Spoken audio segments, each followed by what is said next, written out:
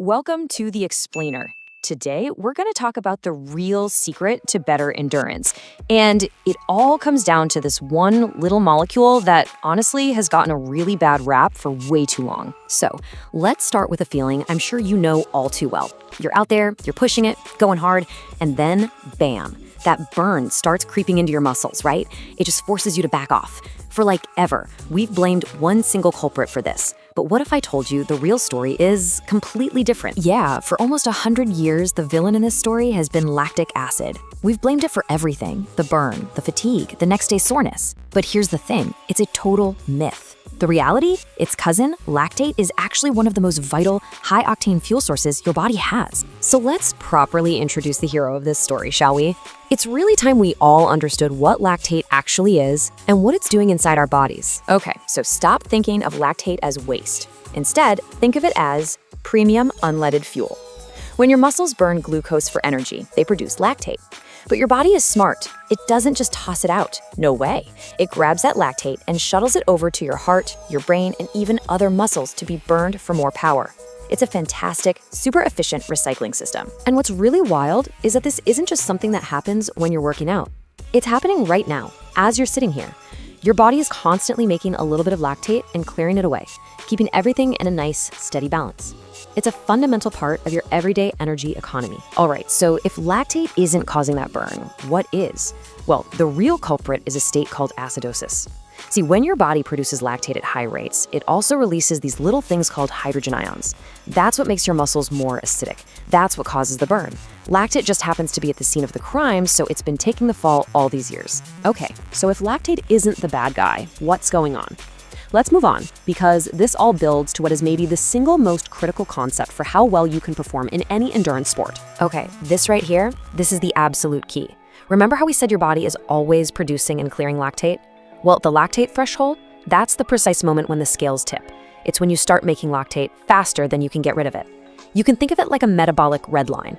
You can cruise just below it for a really, really long time. But the second you push past it, the clock starts ticking, fast. And this is why it's such a big deal. For so long, everyone talked about VO2 max as, the ultimate measure of fitness.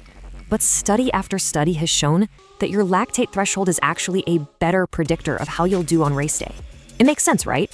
Having a higher threshold just means you can go faster for longer before that acid starts to build up and shut you down. And this data from the brilliant Dr. Inigo San Milan just lays it all out.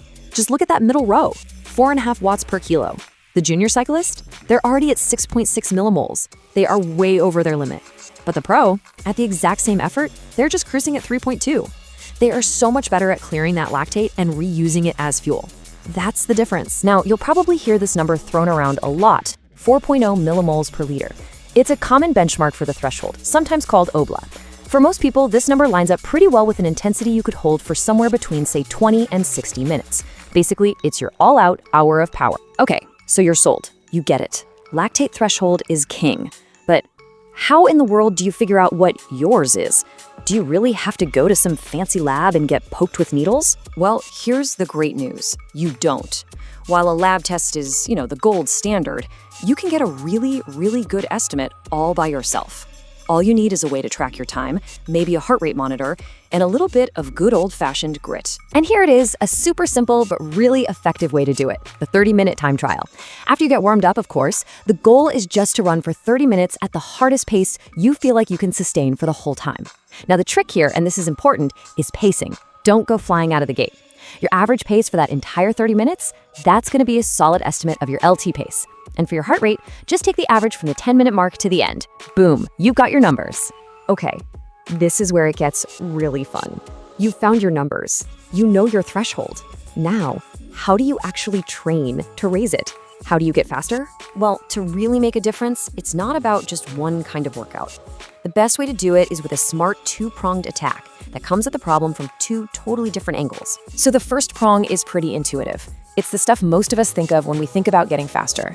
You train at or right around your threshold.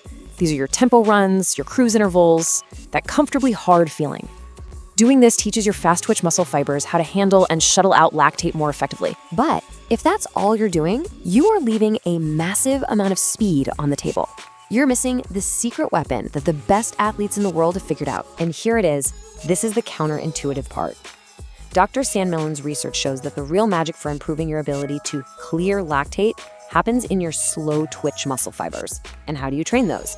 With lots and lots of low intensity, easy, conversational pace zone 2 work. So let's put it all together. Think of it this way.